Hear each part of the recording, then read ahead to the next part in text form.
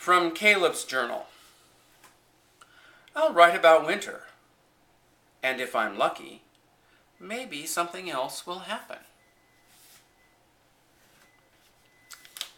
Caleb's story, chapter 2.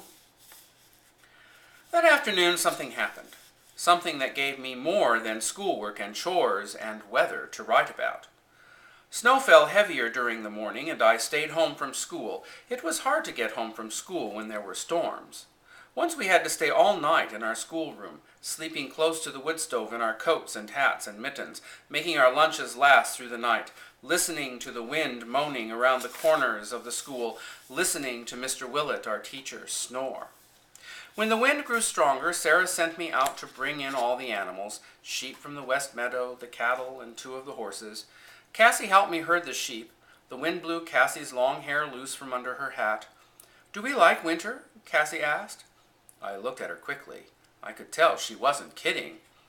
Cassie asked questions because she wanted to know the answers. Like Sarah. I looked at Cassie and she looked back at me, her eyes as sharp as Sarah's. My mother died when I was born, so I didn't know if I was like her. We like winter sometimes," I said. She carried a bucket of grain in front of the sheep. They followed her as if she were their mother. "I don't like this," Cassie said. I opened the barn door and the sheep ran inside. "You like to skate when the slough freezes over," I said to her. Cassie smiled. "Oh, I like that part of winter." We closed the sheep pen. The smell of fresh hay filled the barn. Cassie sneezed. "Now for the cows," I said. Cassie frowned at me. I pulled her hand and we raced outside, out of the quiet of the barn, into the wind, Cassie's hair flying out behind her like corn silk. Sarah cooked soup on the stove, stirring it with a long-handled spoon. Cassie drew a picture at the table. I looked over her shoulder. "What's that?" I asked. "It's the man," she said firmly. Sarah turned from the stove. "What man?" asked Sarah. "One of Cassie's imaginary friends," I told her. Sarah looked at the drawing. "That's lovely, Cass. And original." "Lovely and original," said Cassie, imitating Sarah. Sarah looked out the window. "Caleb, you left the barn door open," she said. "I closed it. I know I did," I said. I put on my coat and went out. I ran my hand along the rope that we'd tied, one end to the house, the other by the barn door. When the storms were bad, anyone could get lost. A neighbor of ours had lost his way during a night storm and was found the next morning frozen to death. I looked in the barn, then stepped inside. Something was different. Something. May was there in her stall. The sheep bleated at me. Then there was a horse in the next stall. Bess's stall. It was a horse I'd never seen before. "What? Who are you?" I asked, reaching out to touch the horse. I heard a sound behind me and whirled around. There, slumped against the wall, was an older man with gray hair. He was wrapped in a green blanket. He stared at me but said nothing. "Who are you?" I asked. Then, gathering courage, "Where did you come from?" The man didn't answer. He began to cough. I backed up. "Wait," I told him. "Stay here." I ran from the barn, calling Sarah's name over and over. Sarah hurried after me to the barn, her coat flung around her shoulders. "Who is he?" she asked. I shook my head. "He didn't say." We opened the barn door and the man looked up at Sarah. She stepped inside and closed the door. "Are you sick?" she asked. "There's influenza here. I have to protect my children." The man shook his head. "I'm not sick," he said, his voice low. "I'm cold to the bone." Sarah reached out to touch his forehead briefly. "You don't have a fever." "No, I'm just cold." Sarah paused, then made up her mind. "Help me get him inside, Caleb," she said. "There's no need," said the man. "I can rest here in the barn." "You'll do no such thing," said Sarah. The man stared at Sarah for a moment. You could tell he thought about arguing with her. Then he reached out his hand to me. I helped him up, and Sarah and I walked him out of the barn and across the yard. When we opened the door and walked into the house, Cassie stared at the man with her sharp, bird-like look.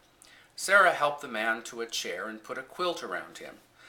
There, that's warmer. Caleb, get him hot tea from the stove, please. I poured tea into a cup and handed it to the man. I studied him very carefully. We didn't have visitors at the farm very often, and never strangers. Cassie stood next to me. I told you there was a man, she whispered. Yes, you did, I said in my soft voice. Seal got up from her basket by the fire and came over to sniff at the man. His hands shook when he drank, and Sarah helped him. He leaned back in the chair. That's good. Thank you. You're welcome. I'm Sarah Whitting, and these are my children, Caleb and Cassie. Cassie? The man's face changed. And your name? Asked Sarah. The man didn't speak for a moment. John, he said softly. My name is John. Well, John, you are welcome to stay here. There's an extra bed upstairs because Jacob has taken our daughter Anna to town. The man, John, sat up a bit. Jacob? He asked. My husband Jacob. Do you know him? Asked Sarah. Yes, he said, his voice low. Did you come to see him? Sarah asked. There was a silence. Yes, John said after a while. Yes, I came to see him. He didn't say you were coming, said Sarah. John took another sip of tea. He didn't know, said John. Another silence. Caleb, John's tired. Please take him to Anna's room so he can rest, said Sarah. I took John upstairs. He stood in Anna's room, looking around. My sister Anna is finishing school in town and working for a doctor, I told him. John nodded and sat down on the bed. He looked out the window, not speaking. He reached over and touched the table by the bed, a strange look on his face. Then he lay back on the bed, closing his eyes. I waited for a bit. Seal appeared in the doorway and jumped up on the bed beside John. She lay down. Seal, I whispered, get down. But Seal only looked at me. I'm sorry about the cat. Her name is Seal. Do you want anything? I finally whispered. John said nothing. He was already asleep. Very quietly I left. Downstairs, Cassie was back at the table drawing. Sarah folded clothes. Is he comfortable? She asked. I nodded. Asleep. Seal is sleeping next to him. Really? Said Sarah, surprised. Seal is very particular. Is he a robber? Asked Cassie. Sarah smiled. If he is a robber, he isn't a very good one, she said. He's sleeping. I sat down and opened the empty book. If Anna were writing in this book, I said, she would begin a story. Once upon a time, a strange old man visited the Whitting farm.